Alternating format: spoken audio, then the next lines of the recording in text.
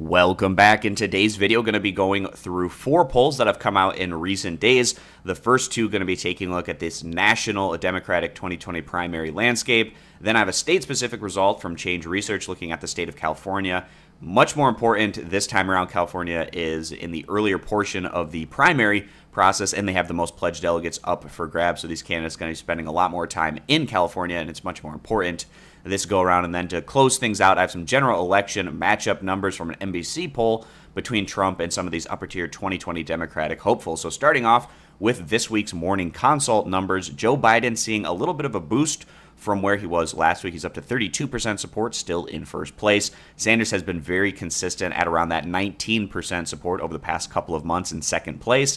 And then we see Elizabeth Warren and Kamala Harris have flipped positions, but still very similar to where they were last week. Warren at 14%, Kamala Harris at 13%. Mayor Pete Buttigieg a bit lower than these top 4 candidates, down there at 5% of support. Beto O'Rourke 3%, Andrew Yang 2%, Cory Booker 2%, and then everyone else is at 1 percentage point or less. We take a look at the early primary voters, and these are states that include Iowa, New Hampshire, South Carolina, and Nevada, and Joe Biden gets a slight boost up there to 33%. Bernie Sanders also gets a little bit of a boost up to 22%. And then Warren and Harris take a slight step back in these early states where they're each at 11 percentage points respectively. Buttigieg still at 5%, Cory Booker 4%, Beto O'Rourke 4%, and then all the other candidates at 2 percentage points or less. And I also just want to quickly touch on the favorability numbers of these candidates in this week's Morning Consult poll. And we can see Bernie Sanders still at the top of the pack in terms of his best overall net favorability, 71% favorable to 19% unfavorable, just 1 point ahead of where Joe Biden is at 71% favorable compared to 20% unfavorable. And then all the other candidates trying to get up to where Sanders and Biden are. And these top 2 candidates, obviously, they're 1 and 2 in the polls with Biden and Sanders. They have the most overall name recognition, which also helps in terms of boosting your overall favorability and just people in general having more comfort with these candidates that they've known for a long time. But getting on the debate stage and campaigning is allowing these other candidates to start working their way up and getting some better numbers. So we see Warren here, 61% favorable, Kamala Harris 55%, Beto O'Rourke 42%, Cory Booker 45%, Julian Castro 36%, also Mayor Pete Buttigieg 45% favorable. And you can see how the rest of the numbers round out this particular list. And I'm going to go over and take a look at the Harris numbers that just came out over these last few days. And you can see they're somewhat similar to the numbers that we're getting from the Morning Consult. Joe Biden leading the way, 29% support. Bernie Sanders in second place at 16%. Kamala Harris at 11%. Elizabeth Warren at 9%.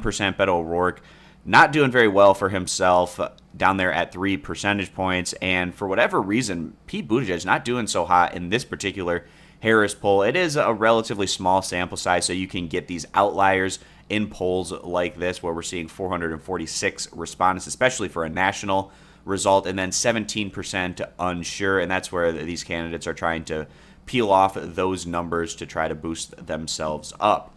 All right, so now going over and taking a look at the state of California from Change Research, and this is taken from 1,609 Democratic primary voters. You can see it's a very close race amongst the top 4 options. Kamala Harris, in my opinion, it's a must-win for her in the state of California if she's going to go on and win the nomination because she's the senator from California. It's where she's most well-known, and it's also an opportunity for her to pick up a lot of pledged delegates given the size and population of the state of California. And in this Change Research poll, she has jumped up into first place at 23 percentage points.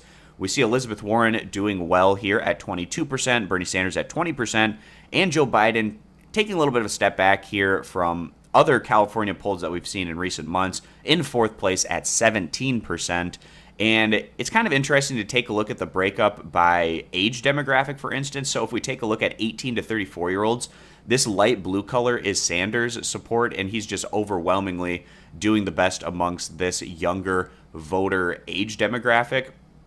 We take a look here. He has a 13-point lead amongst this group of voters where he's at 37% support, followed by Warren at 24%. So these younger voters are definitely siding with the progressives in the field. Then we take a look at the 35 to 49-year-olds where Biden, Sanders, and Warren all have pretty similar support. Sanders is going to go on and win this nomination. He has to get overwhelming and unprecedented voter turnout from voters under the age of 50. It's a tough pathway for him to try to get these types of voters out who maybe don't traditionally vote in the same kind of numbers as the older age demographics, especially in the primary. But it is a block for him to build off of where he has a lot of support. And then we take a look at the 50 to 64-year-olds. This is where Harris does her best at 28% support, followed by Warren at 27%.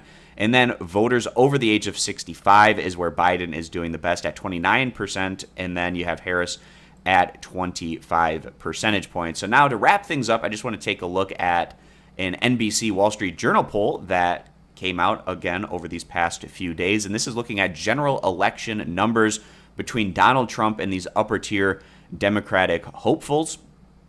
And we can see Joe Biden has a 9 percentage point lead over Trump, 51% to 42. Sanders also doing very well for himself, a 50 percentage point support to Donald Trump's 43%. Elizabeth Warren, 48% support to Donald Trump, who's at 43%.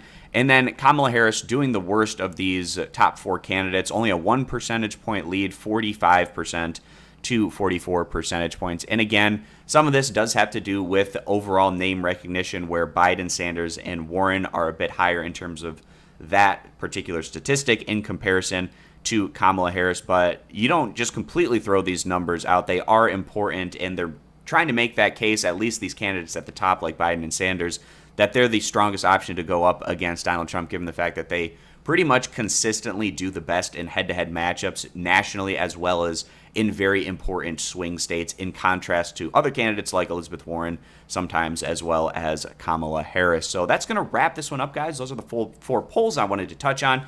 If you're interested in looking at all of the data for yourself, I'll have links to the polls down in the description. I hope to see you guys back here for my next video, and click that subscribe button for more.